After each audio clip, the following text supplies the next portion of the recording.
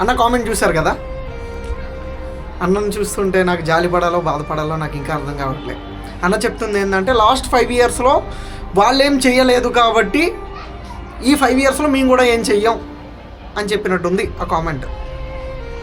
Bro, నేను ఏదైనా ఒక ప్రజా సమస్య బయటకు తీసుకొని వచ్చానంటే ఎవరైనా చేసేవాళ్ళు చూస్తే మంచి జరుగుతుంది కదా అనే ఉద్దేశంతో నేను చేస్తున్నాను.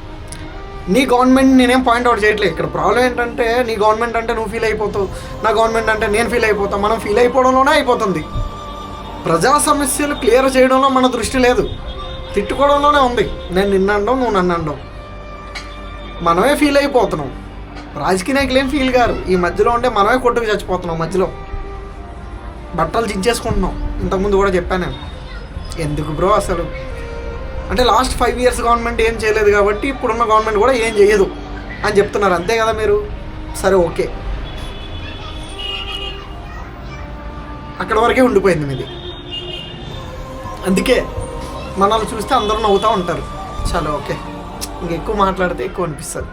అగ్రెసివ్లో పోతున్నా అనుకుంటాను మళ్ళీ. లేదు, నిజంగా నాకు అంత అగ్రెసివ్లో ఎప్పుడు పోను.